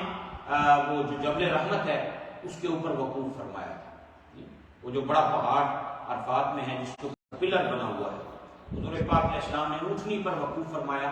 اور آپ اس پر تشریف فرما، اونٹنی پر سوار تھے، اس طرح آپ نے ہاتھ اٹھائے ہوئے تھے اور آپ دعائیں فرماتے تھے نبی پاک صلی اللہ علیہ وسلم۔ عام طور پہ جو ظہر اور عصر کی نمازیں ہیں وہ مسجد جو ہے وہاں پر اس میں اگر ادا ہو تو وہ اکٹھی پڑھی جاتی ہیں ساتھ ساتھ، لیکن اگر آپ اپنے کیمپوں کے اندر ہیں، اور بالخصوص جو یورپین اور امریکن کیمپس ہیں یہ دور ہیں اس جگہ سے، عام بزرگوں کے لیے جانا وہاں پر تھوڑا مشکل ہو جاتا ہے کہ وہ وہاں جائیں پھر آئیں، تھک جاتا ہے بندہ، تو اگر آپ اپنے کیمپ کے اندر ہوں گے تو ظہر اپنے وقت میں ادا کریں گے، عصر اپنے وقت میں ادا کریں گے۔ ظہر اور عصر 2 نمازیں آپ نے اپنے میدان عرفات میں اپنے کیمپ میں پڑھنی ہے، ٹھیک ہے، کیمپوں کے اندر الگ الگ وہاں جماعتیں ہوں گی، یعنی جس گروپ میں آپ جہاں ہوں گے وہاں کوئی نہ کوئی عالم دین ہوں گے، جماعت بھی ہوگی تو آپ نے انہیں کے ساتھ جماعت کے ساتھ نماز جو ہے وہ ادا کرنی ہوگی. جہاں آپ مسافر ہوں گے وہاں 2 پڑھنی ہوگی، جہاں آپ مقیم اگر ہو جائیں گے وہ پھر پوری پڑھائیں گے. تو وہ جیسے جو صورتحال اگر 15 دن سے کم آپ ٹھہرے ہیں یا 15 دن سے زیادہ، وہ ڈیپینڈ ہے آپ کے وہ گروپ میں جو بھی گروپ کے عالم دین ہوں گے وہ آپ کو ساتھ ساتھ یا کوئی بھی عالم دین وہاں موجود ہوں آپ ان سے رہنمائی گائیڈ لائن لے سکتے ہیں کسی بات کی اگر بندے کو سمجھ نہ آئے. تو سب سے اہم ترین اس دن کی عبادت وقوف عرفات. نبی پاک علیہ السلام اپنی اونٹنی پر آئے اس مقام پر اوپر اور کعبے کی طرف، حتیٰ کہ بعض دفعہ اونٹنی کی مہار گر جاتی تھی تو ایک ہاتھ اٹھائے رکھتے تھے، دوسری ہاتھ سے حضور اس طرح مہار پکڑتے پھر ہاتھ کا اس طرح ہاتھ اٹھائے. بعض صحابہ نے آپ کے بغلوں کی سفیدی دیکھی، نہیں حضور آنسو تھے، حضور سارا شام تک حضور دعا کرتے. تو وہاں دعائیں مانگی ہیں. اللہ کی رحمت اس دن اتنی برستی ہے کہ وہ لاکھوں لوگوں کے گناہوں کو معاف کرتا ہے، بخشش عطا کرتا ہے، رحمت عطا کرتا ہے. سب سے اہم ترین وہ دن جب وہاں پر سورج غروب ہوگا. تو سورج غروب ہونے کے بعد پھر سارے حاجی وہاں سے نکلیں گے اور مزدلفہ کی طرف جائیں گے. پھر ہم نے وہاں سے سفر کرنا ہے مزدلفہ کی طرف، بسوں میں یا جو بھی سواری کا جس طرح انتظام ہوگا. مزدلفہ میں رات اب وہاں جا کے ٹھہرنا ہے، اور رات کو وہاں جا کر ٹھہریں گے اور ٹھہرنے کے بعد وہاں پر مغرب اور عشاء وہاں جا کے پڑھیں گے. یعنی ایک اذان ہوگی پہلے، اتنے جب دیکھو گے عجیب سما ہوتا ہے بھی ادھروں قافلے آ رہے ہیں ادھروں آ رہے ہیں، اذاناں ہو رہی ہیں، جماعتیں ہو رہی ہیں جی. کیونکہ حضور کریم علیہ السلام نے حالانکہ مغرب دیکھیں سورج غروب ہونے کے ساتھ پڑھی جاتی ہے، لیکن وہاں رات کے 11 بجے بھی مغرب ہو رہی ہے، 12 بجے بھی ہو رہی ہے. جب جب قافلے آ رہے ہیں کو مغرب پڑھ رہے ہیں، نال عشاء کی جماعتیں ہو رہی ہیں، کیونکہ حضور کی محبوب کی ادائیں تھیں. اس طرح سرکار نے کیا وہ حج اللہ. تو وہ بھی قبولیت والی جگہ. اور وہ مزدلفہ کی رات جہاں اللہ کریم نے حقوق العباد پر بھی معافی اور بخشش کا پروانہ عطا کرنے کا، جس کا ذکر نبی پاک علیہ السلام نے. تو مغرب اور عشاء آپ نے وہاں پڑھنی ہے. اذان ہوگی، پہلے مغرب کی جماعت ہوگی پھر عشاء کی. پھر آپ نے آرام کرنا ہے، وہیں سے کنکریاں کٹی کر رہی ہیں. کنکریاں 70 آپ نے وہیں سے جمع کرنی ہے مزدلفہ سے، اور وہ سنبھال کے آپ نے رکھ لینی ہے. 1-2 ایکسٹرا بھی رکھ لینی ہے. آپ نے پہلے دن 7 مارنی ہے، پھر تینوں کو ساتھ مارنی ہے اگلے 2 دن. تو وہ کٹھی کر کے پہلے ایک چھوٹی سی کسی تھیلی کے اندر اپنے پاس آپ نے وہ رکھ لینی ہے. ایک چیز کی احتیاط کی جائے کہ اس سفر کے دوران وہاں حج کے دوران تلیاں ہوئی شیواں نہ کھاتی ہیں. اپنے پاس آپ چنے، ڈرائی فروٹ ٹائپ اور ایسی چیزیں اور فروٹ یہ ضرور اپنے ساتھ رکھیں کہ کہیں آپ کو ضرورت ہے تو آپ اپنی ایسی چیزیں جو تلی ہوئی چیزیں، پکوڑے، سموسے ٹائپ، ان چیزوں سے پرہیز کرنا ہے. وہ جو 4-5 دن ہے اکثر لوگوں کے گلے خراب ہوتے ہیں، انفیکشن ہوئی ہوتی ہے، لوگ کھنگ رہے ہوتے ہیں ہوتے جناب سارے. ٹھنڈا پانی ان کو پی لینا، کوئی تلی ہوئی شے کھانے نال. ان چیزوں میں احتیاط ضرورت ہے. ڈرائی چیز ہو چنے وغیرہ کو ایسی تو آپ اس کو استعمال کر سکتے ہیں. رات وہاں گزاریں گے، فجر وہاں پڑھیں گے، اور سورج نکلنے سے پہلے مزدلفہ میں کھڑے ہو کر آپ نے وقوف کرنا ہے. کعبے کی طرف رخ کر کے کھڑے ہو کر دعا مانگنا. تھوڑی دیر ٹھہر کر دعا مانگ کے پھر وہاں سے آپ نے واپس مینا میں آنا، اور مینا میں آ کر پھر آپ کو آپ کے گروپ کے جو لیڈر ہوں گے وہ ساتھ لے کر بڑے شیطان کو کنکریاں سٹوننگ کے لیے وہ لے کر جائیں گے. 7 کنکریاں ماریں گے. تلبیہ حج کی نیت سے 8 تاریخ کو شروع ہوا تھا، اور پہلے شیطان، بڑے شیطان کو جمرات جن کو بولتے ہیں، 3 شیطان ہیں. جمرہ جو پہلا بڑا جمرہ ہوگا، بڑا شیطان جس کو ہم کہتے ہیں، اس کو آپ نے یہ انگوٹھا اور انگلی سے اس طرح پکڑ کے وہ پہلی کنکری مارنی ہے. بسم اللہ اللہ اکبر. تو جب پہلی کنکری آپ مارتے ہیں تو اس وقت تلبیہ بند ہو جاتا ہے، اس وقت تلبیہ ختم ہو جاتا ہے. یہ 10 تاریخ کی بات ہے. تو اسی دوران 9 سے ایام تشریق بھی شروع ہو جائیں گے. تو وہ ہر نماز کے بعد وہ تکبیرات بھی شروع ہو جاتی ہیں. تو وہ تکبیر بھی پڑھی جائے گی اور پھر تلبیہ بھی ساتھ ساتھ پڑھا جائے گا، تو پھر وہ پہلی کنکری مارتے ہی تلبیہ بند ہو جائے گا، پھر اور ذکر و اذکار آپ ساتھ ساتھ کر سکتے ہیں۔ اس کے بعد پھر آپ کی قربانی کا سلسلہ ہوگا کہ جانور، اور یہ جو جانور کی قربانی ہے یہ حج کی قربانی ہے۔ ایک ہم پر قربانی ویسے واجب ہے نا، جو ہم لوگ یہاں رہتے ہیں ہم پر قربانی واجب ہے، جو صاحب نصاب ہے جی، جن کے جو صاحب نصاب ہے، تو چونکہ ہم وہاں مسافر ہیں اس لیے یہ قربانی ہم پر وہاں نہیں ہے، کیونکہ مسافر پہ قربانی نہیں ہے۔ تو وہاں جو قربانی ہے وہ حج کے شکرانے کی قربانی ہے، وہ حج کے شکرانے کی قربانی ہے، اور وہ مینا میں ہے، نبی پاک علیہ السلام کی سنت ہے، وہیں وہ ہوگی۔ آپ کے گروپ لیڈر نے یقیناً آپ نے ان کو پیسے دیے ہوں گے، وہ آپ کو کنفرم کریں گے جب کہ آپ کی قربانی ہو گئی ہے، اس کے بعد آپ نے سر کے بال منڈوا، سر کے بال منڈوا کر پھر آپ احرام کی پابندیوں سے آزاد ہوں گے۔ احرام کی اتار سکتے ہیں، اپنے ہوٹل میں کمرے میں جا کے احرام اتاریں گے، غسل کریں گے، اور پھر اس کے بعد آپ طواف زیارت کے لیے جائیں گے، آپ طواف زیارت کے لیے جائیں گے، بیت اللہ شریف کا طواف کریں گے 7 مرتبہ، صفا مروہ کی سعی کریں گے آپ، اور اس کے بعد پھر آپ واپس مینا میں آئیں گے۔ طواف زیارت واجب؟ ہاں جی، فرض ہے، فرض ہے، فرض ہے، طواف زیارت فرض ہے، وقوف عرفات اور طواف زیارت یہ ارکان ہیں حج، تو یہ لازم ہے، تو یہ پھر آپ نے وہ کرنا ہے، کرنے کے بعد پھر آپ طواف زیارت کے بعد واپس مینا میں آ جائیں، رات کو جس وقت بھی پہنچے آپ۔ طواف زیارت پہلے دن بھی ہو سکتا ہے، دوسرے دن بھی ہو سکتا ہے، تیسرے دن بھی ہو سکتا ہے، لیکن بہتر ہے 10 کو ہی کر دیا جائے۔ قربانی کے بعد حلق کروا لیا، بال کٹوا لیے، طواف زیارت کر، طواف زیارت کر کے مینا میں آ گئے،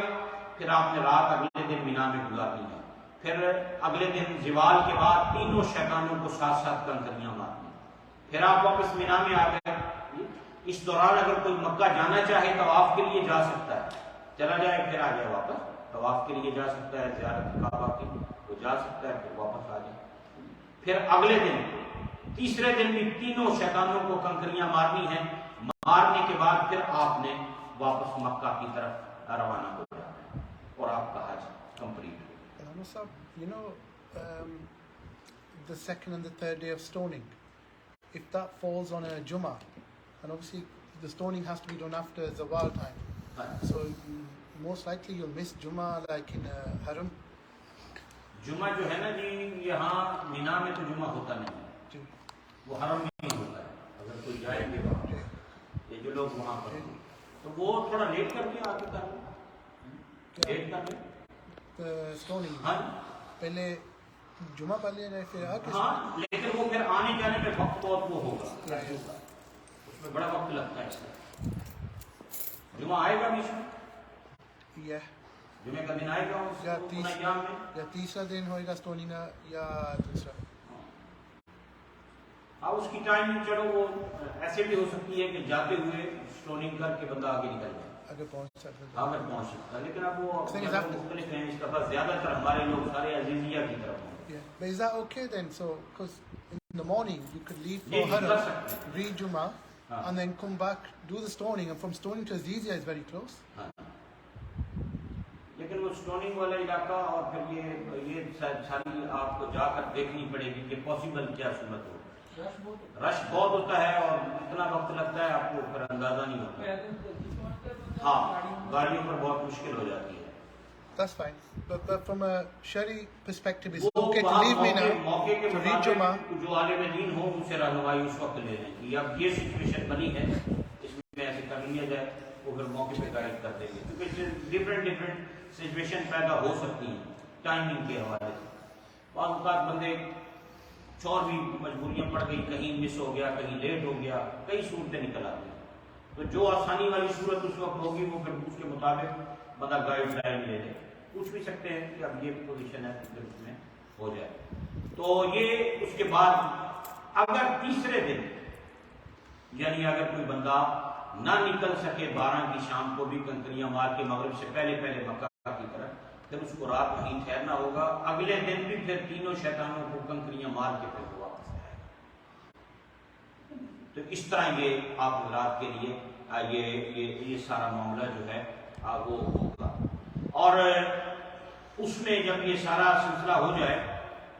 اور جب آپ کی روانہ ہونے کا ارادہ ہو تو اس وقت پھر طواف وداع کرنا، الوداعی طواف کرنا کعبہ شریف. یعنی جب حاجی حج کرنے کے بعد جائے مکہ مکرمہ سے تو اس کا آخری عمل وہ طواف کعبہ، جس کو الوداعی طواف ہے. نبی پاک علیہ السلام بھی جب تشریف فرما ہوئے تو آپ نے پھر فوراً آ کر حج کمپلیٹ کیا اور اس کے بعد تشریف لائے، پھر آپ کے حکم دیا طواف زیارت الوداعی طواف کا، اور اس کے بعد آپ نے پھر اپنے سفر کا آغاز کیا. اور یہ حکم دیا کہ وہ بندہ جب آئے تو جتنا جلدی جب وہ کمپلیٹ کر لے تو پھر وہ اپنے وطن کی طرف لوٹے، جتنا جلدی ہو سکے اپنے اہل و عیال کی طرف واپس جائے. تو یہ تھی موٹی موٹی چیزیں. یہ کچھ انگلش کے اندر، یہ ہمارے مفتی شمس الہدیٰ صاحب کا ایک چھوٹا سا یہ انگلش میں ہے، اردو میں بھی ہے، تو یہ آپ کو دے دیتے ہیں. اس میں مختصر یہ ساری ڈیٹیل جو ہے نا وہ اس کے اندر انہوں نے اس کو بیان کر دی ہے. تو یہ آسان ہے، چھوٹا سا ہے بالکل، تو یہ آپ اپنے پاس اس کو آسانی کے ساتھ رکھ سکتے ہیں. پہلے دن کیا کیا کرنا ہے، دوسرے دن کیا کیا کرنا ہے، تیسرے دن کیا کرنا ہے، یہ ساری اس کی تفصیل اس کے اندر یہ لکھی ہے، جس کا خلاصہ میں نے ابھی آپ حضرات کو جو ہے وہ بیان کر دیا ہے. تو یہ تھوڑا سا آپ انشاءاللہ اس کو پڑھ بھی لیں گے. اس کے علاوہ اگر آپ کے ذہن میں کوئی بات آئے تو آپ میرا فون نمبر بھی لے جائیں، اور کسی نے کوئی بات پوچھنی ہے وہاں جا کر بھی کوئی واٹس ایپ پہ پوچھنی ہے بات تو آپ واٹس ایپ پہ رابطہ کر کے پوچھ سکتے ہیں، وائس میسج چھوڑ کے پوچھ سکتے ہیں. تو یہ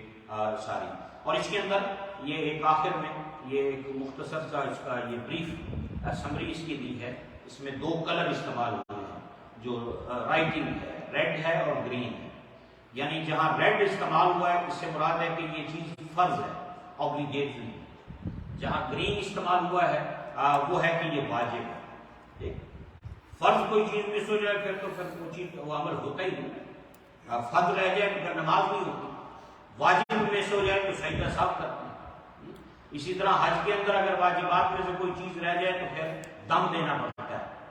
دم ہے جانور قربان کرنا، بھیڑ ہو گئی، بکری ہو گئی، بکرا، شیر، یہ قربانی اس کی ہے وہاں یہ. اور پھر جو دم والی قربانی ہے یہ حدود حرم نہیں ہے. اچھا یہ نہیں ہے کہ اگر آپ نے دم دیا ہے تو وہ کہیں اور ہوگی، نہیں، وہ حدود حرم نہیں ہوگی، وہ کہیں اور نہیں ہوگی. اور جو قربانی ہے حج کے شکرانے کی وہ بھی مینا میں ہے کہ نبی پاک علیہ السلام کی یہی سنت ہے. تو اللہ تمام احباب اور دوستوں کا جو سفر ہے اللہ رب العزت اس کو مقبول فرمائے. اور جو حضرات جا رہے ہیں آپ اپنی دعاؤں میں وہاں ہمیں بھی سب کو یاد رکھیں گے، اور اللہ آپ کا سفر بھی مقبول فرمائے، اور اللہ جتنے حجاج جا رہے ہیں اللہ سب کا سفر قبول فرمائے. یہ زندگی کا اہم ترین ایک سفر ہے. اور پھر اس کے بعد آپ نے مدینہ منورہ جانا، نبی پاک علیہ السلام کی بارگاہ میں حاضر ہے. اللہ اکبر. اور وہ بھی ایک سفر بڑا محبتوں کا سفر ہے، اور وہ بھی ایک بڑا پیارا سفر ہے. اور اب مدینہ شریف میں جو جانا ہے، کئی دفعہ لوگ کہتے ہیں کہ بھئی یہ مدینہ منورہ میں جانا یہ حج کا حصہ نہیں ہے، یہ پارٹ آف حج نہیں. ہم بھی یہی کہتے ہیں کہ یہ پارٹ آف حج نہیں ہے، لیکن یہ پارٹ آف ایمان ہے.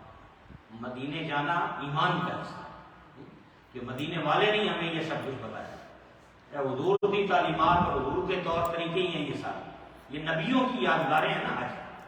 تو یہ نبی پاک علیہ السلام کی بارگاہ میں، اور وہاں بالخصوص جو حضرات جا رہے ہیں ان سے میں یہ گزارش کروں گا کہ ادب و احترام کا بڑا خیال ہے. ایک مسجد نبی شریف میں آواز اونچی نہیں کریں، اور ایک جو نبی پاک علیہ السلام کی بارگاہ میں جب آپ سلام کرنے جائیں گے مواجہ شریف، یعنی باب السلام سے انٹر ہونا ہے اور باب باقی سے آپ نے باہر نکلنا ہے.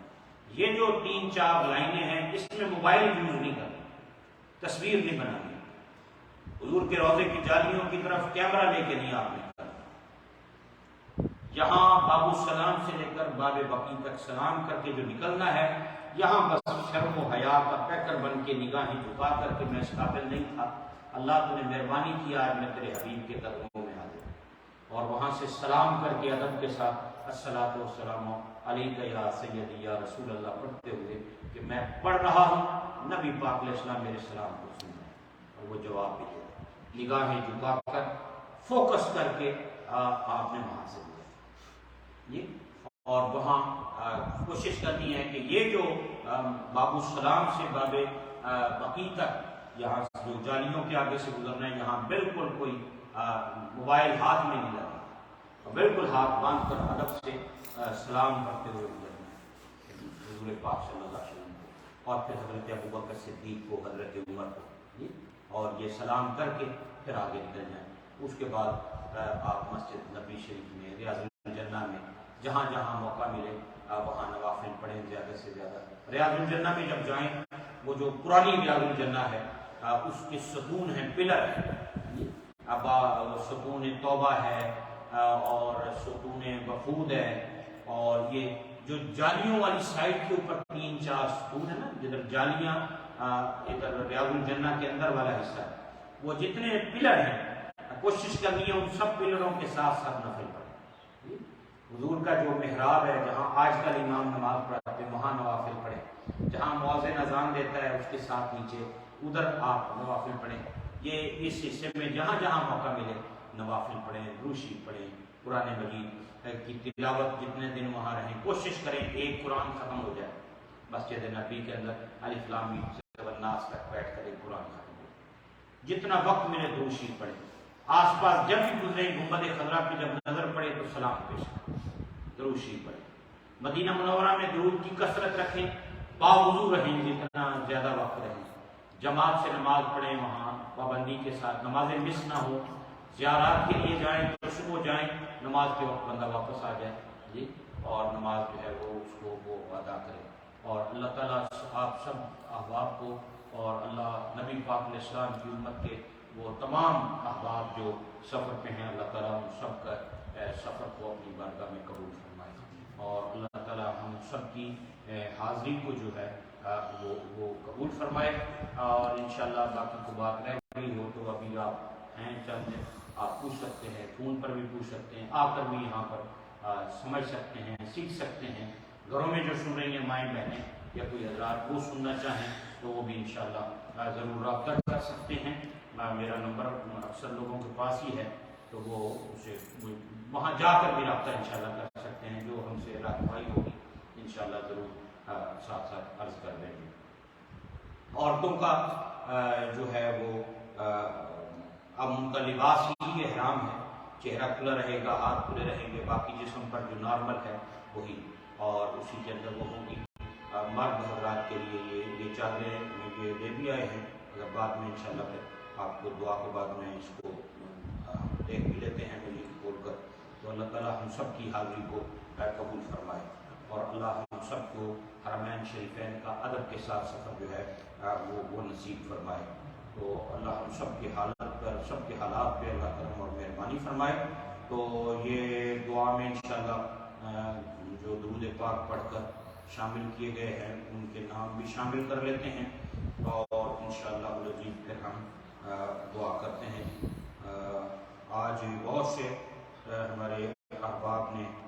جو درود پاک پڑھ کر بھیجا ہے وہ بھی دعا میں شامل کرتے ہیں، اللہ تعالیٰ قبول فرمائے۔ بھائی ریحان صاحب کی طرف سے یہ 28,050 مرتبہ اور یہ درود شریف دیگر اذکار میں پڑھ کر دعا میں شامل کیے۔ بھائی خالد علیم صاحب ان کے گھر سے 1,67,000 مرتبہ درود شریف، 1,10,000 مرتبہ کلمہ شریف، چودھری ثناء اللہ صاحب کی طرف سے مختلف اذکار اور 20,000 مرتبہ درود پاک، اور بھائی شوکت صاحب کی طرف سے پڑھ کر دعا میں جو شامل کیا گیا، اللہ قبول فرمائے جی۔ اور یہ بھائی ریحان صاحب نے اپنے والدین خالد بھائی، بھائی محمد علی رفیع، اور یہ ڈاکٹر غلام رسول صاحب، ان کی اہلیہ اور دیگر جو لوگ جو دنیا سے رخصت ہوئے ان کے اصالہ ثواب کے لیے دعا کی درخواست کی، اور جو بیمار ہیں اللہ ان پہ کرم فرمائے، شفا عطا فرمائے، جو جاب لیس ہیں اللہ اس کے حلال کے دروازے مشاہدہ فرمائے، جو بیمار ہیں مشکلات میں ہیں اللہ ان کی پریشانیوں کو دور فرمائے، اور مرزا عمران کی اہلیہ کو اللہ تعالیٰ شفا نصیب فرمائے۔ اور اسی طرح یہ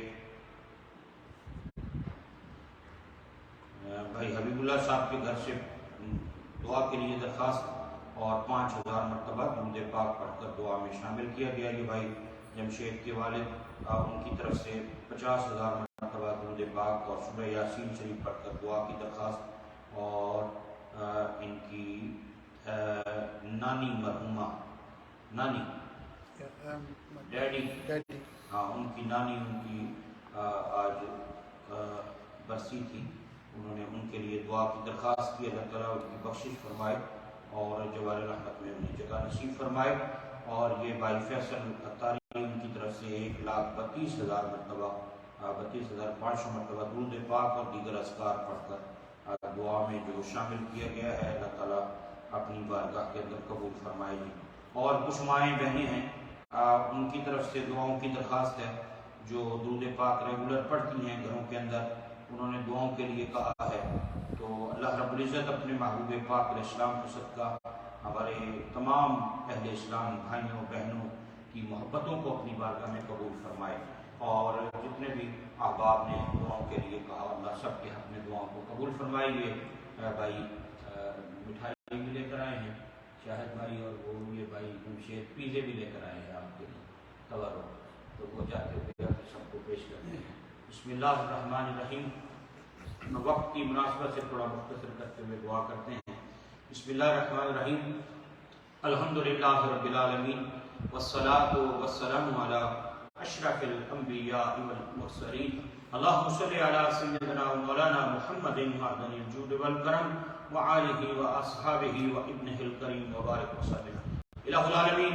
تیری توفیق، تیری عنایت، تیری مہربانی سے ہم سب تیری چوکھٹ پہ حاضر ہوئے، اور تیرے پاک کلام سے اور تیرے پیارے محبوب کریم علیہ السلام کی مبارک احادیث سے، اور ان حج کے ایام میں ہمارے یہ جتنے بھی احباب جو تیرے پاک گھر کے حج کی نیت کے ساتھ سفر کا ارادہ کر رہے ہیں اور جا رہے ہیں، اللہ آج جو حج کے مسائل کے حوالے سے ہم نے گفتگو کی، اور جو لاکھوں کی تعداد میں درود پاک پڑھا، اور جو تبرک کا اور یہ لنگر شریف کا اہتمام کیا گیا، تیری بارگاہ میں دست بدعا ہیں۔ یہ سب نیکیاں، اعمال صالحہ، یہ درود پاک، یہ اذکار جو پڑھے گئے، اللہ اپنی بارگاہ میں قبول اور منظور فرما، اپنی شان کے لائق اس پر اجر و ثواب نصیب فرما، اور اس اجر و ثواب کو ہم گناہ گاروں کی طرف سے حضور پاک صلی اللہ علیہ وسلم کے دربار گوہربار میں تحفتاً ہدیتاً پیش کرتے ہیں، قبول فرما۔ آپ صلی اللہ علیہ وسلم کے وسیلہ جلیلہ سے تمام انبیاء و مرسلین علیہ السلام، تمام صحابہ کرام، خصوصاً خلفائے راشدین، امہات المومنین، اہل بیت اطہار، پنجتن پاک، شہدائے بدر، احد و کربلا میں جملہ شہیدان کرام، تمام سلاسل کے بزرگان دین، اولیاء کاملین، مومنین مومنات، مسلمین مسلمات، اور بالخصوص میرے آقا کریم علیہ السلام کے آباء و اجداد اور جد الانبیاء حضرت سیدنا ابراہیم علیہ السلام، حضرت سیدنا اسماعیل علیہ السلام، اور حضرت سیدہ حاجرہ سلام اللہ علیہا،